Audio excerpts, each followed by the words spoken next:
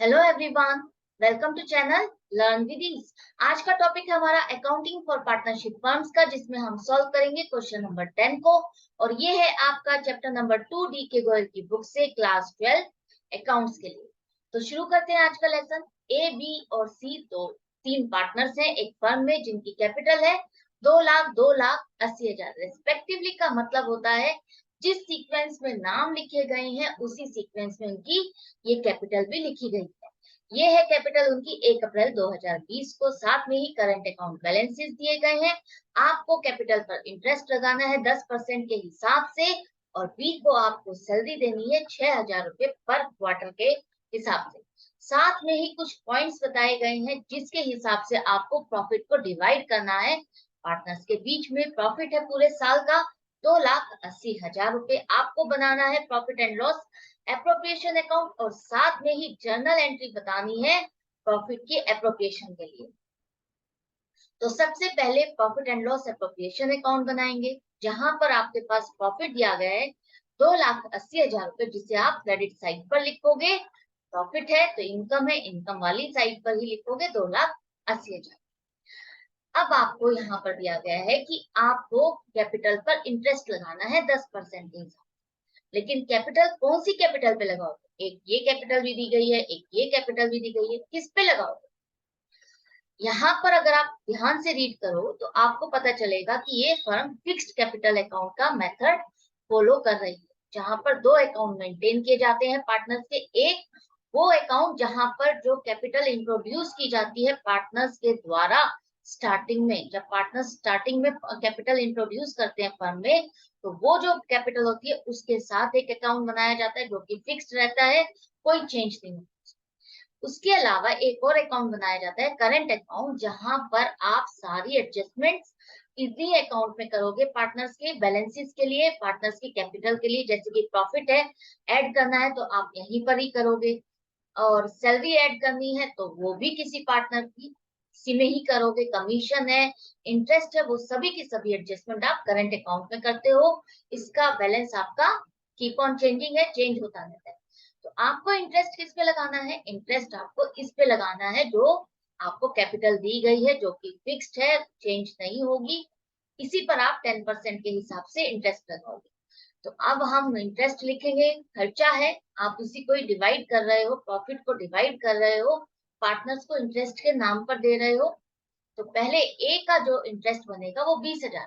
2 लाख रुपए पर 10% पूरे साल का इंटरेस्ट आपको लगाना है, तो वो बनेगा 20,000 रुपए। एक करंट अकाउंट लिखोगे, क्योंकि आपको ये सारी की सारी कहाँ पर ऐड करने हैं? करंट अकाउंट में ऐड करोगे। ये जो 2 लाख रुपए इसमें इस अमाउंट को ऐड नहीं करोगे, आप किस में ऐड करोगे? करंट अकाउंट में आप सारी के सारी ट्रांजेक्शन को पोस्ट करोगे। अगर आपको ये बात समझ नहीं आ रही है तो मैंने प्रीवियस क्वेश्चन 8 9 में आपको ये क्वेश्चन समझाया है कि आप किस तरह से इस ट्रांजेक्शन को रिकॉर्ड करते हो, किस तरह से फिक्स्ड कैपिटल अकाउंट का मेथड है तो वहां पर कौन सी ट्रांजेक्शन को किस अकाउंट में लिखा जाएगा, और फ्लक्चुएटिंग है तो किस तरह से आप उसकी पोस्टिंग करोगे। ऐसे ही बी का पूरे साल के लिए आपका इंटरेस्ट बन जाएगा 20,000 रुपए। 2 लाख रुपए पर 10% 20,000। 80,000 रुपए है सी की कैपिटल, जिस पर पूरे साल का इंटरेस्ट बनेगा 8,000 रुपए, और टोटल हो गया आपका इंटरेस्ट 48,000। ये था कैपिटल पर इंटरेस्ट। अब आपको इसी तरह से देनी है सैलरी बी को पर क्वार्टर 6,000 पर क्वार्टर। का मतलब है, क्वार्टर का मतलब क्या होता है? क्वार्टर का मतलब होता है 1/4, एक चौथाई। और एक साल का 1/4 पार्ट क्या होगा? 3 महीने। तो हर 3 महीने बाद आप बी को सैलरी दोगे 6,000 रुपए। तो हर 3 महीने बाद 6,000 रुपए सैलरी दे रहे हो, तो एक साल में कितनी बार देने पड़ेंगे आपको? 4 बार। तो बी की सैलरी आपको 4 बार देनी है 6,000 रुपए के हिसाब से। तो 4 बार दोगे तो 24,000 हो जाएगी बी की सैलरी टोटल। अब यहाँ पर जो आप लोग गलती करते हो, या तो आप उसका मीनिंग समझने में गलती करते हो, या जल्दी में रीड कर जाते हो, क्योंकि नॉर्मली क्वेश्चन में सभी क्वेश्चन में पर मंथ दिया जाता है, पर ईयर दिया जाता है, पर क्वार्टर बहुत कम दिया जाता है। तो आप वहां पर गलती कर जाते हो, इसको पर मंथ के हिसाब से कैलकुलेट कर देते हो और आपका क्वेश्चन हो जाता है रॉन्ग। तो आपको ध्यान से रीड करना है, ध्यान से क्वेश्चन को कैलकुलेट करना है।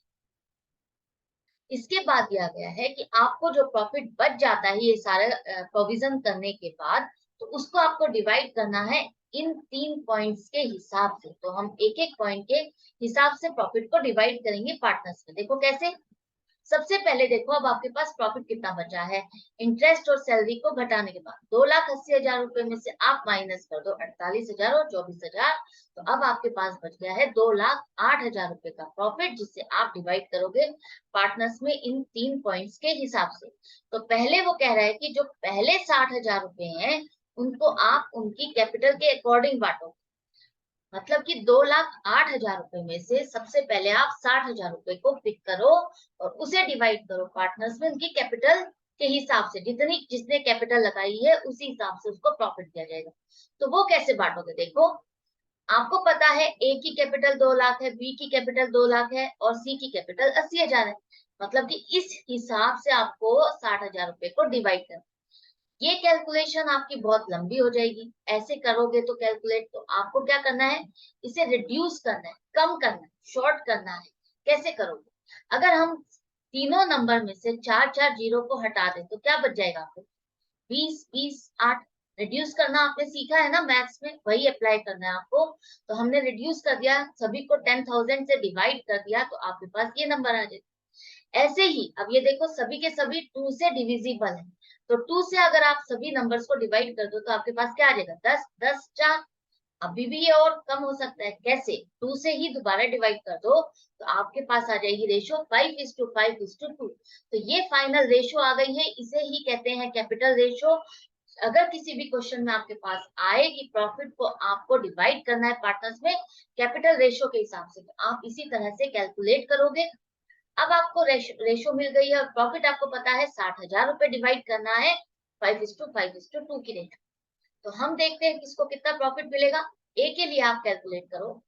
5:5:2 का मतलब है अब ये जो 60,000 रुपए है इसको आपको कितने भाग करने हैं, 12 भाग। मतलब कि 5 जमा 5 जमा 2 12 हो जाएगा। तो 12 भागों में बांटोगे, 12 पार्ट करोगे, 12 में से 5 पार्ट आपको ए को देने।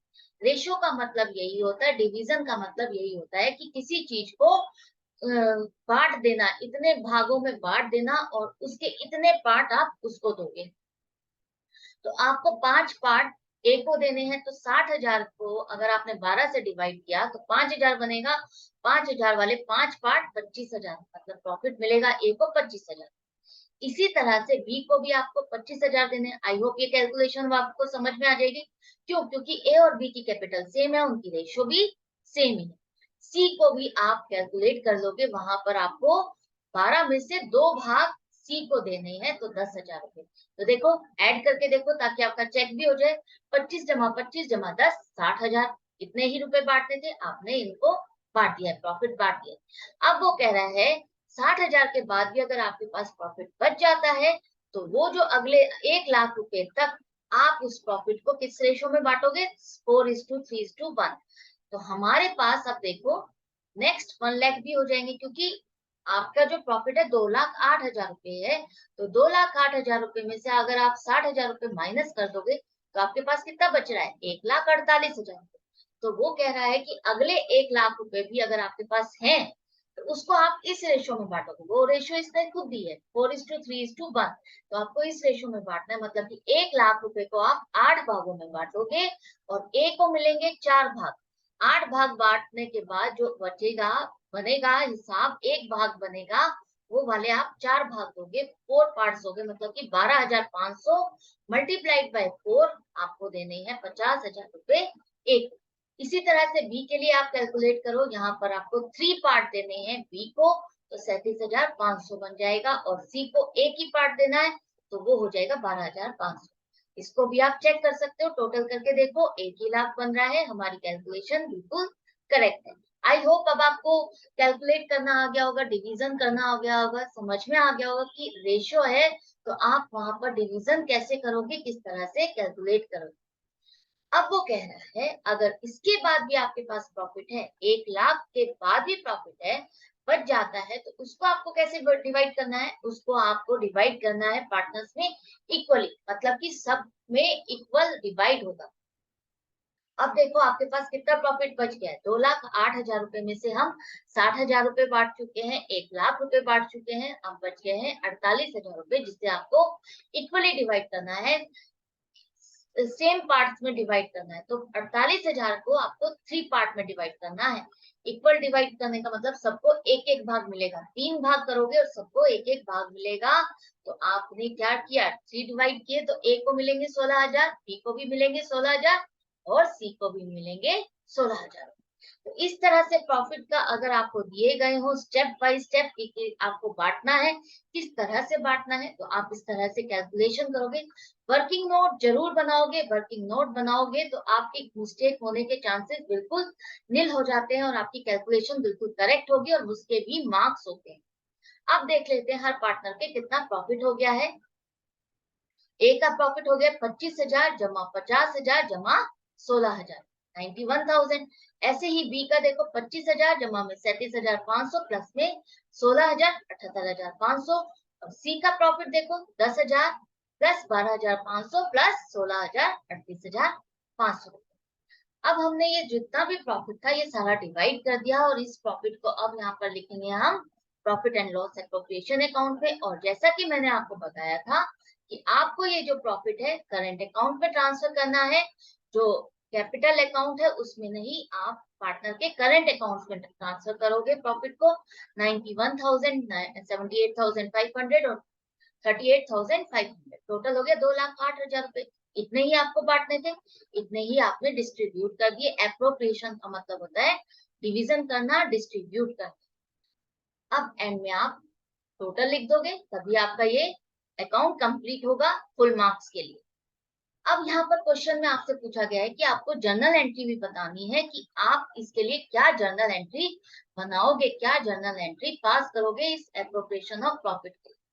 तो यहाँ पर देखो आपको दिया गया है कि प्रॉफिट एंड लॉस एप्रोप्रिएशन में आप देखो ध्यान से, आप क्या कर रहे हो, डेबिट में लिख रहे हो, डेबिट कर रहे हो। इसका मतलब profit and loss appropriation account क्या हो रहा है, डेबिट हो रहा है।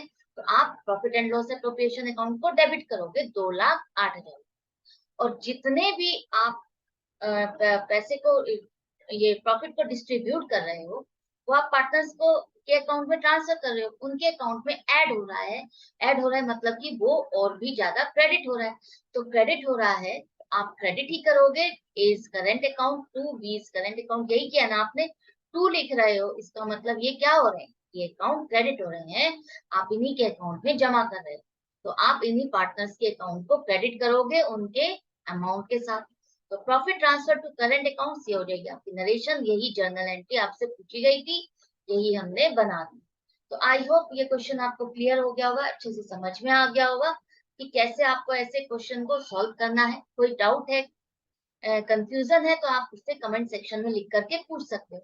मैं मिलूंगी आपसे नेक्स्ट वीडियो में नेक्स्ट क्वेश्चन के साथ, लेकिन आप अपनी प्रैक्टिस जारी रखना, सीखते रहना। अच्छा लग रहा है तो लाइक करो, शेयर करो अपने फ्रेंड्स के साथ। नए हो तो चैनल को सब्सक्राइब करना बिल्कुल मत भूलना। और ऑनलाइन क्लासेस के लिए आप मुझे व्हाट्सएप पे कर सकते। Good bye and take care.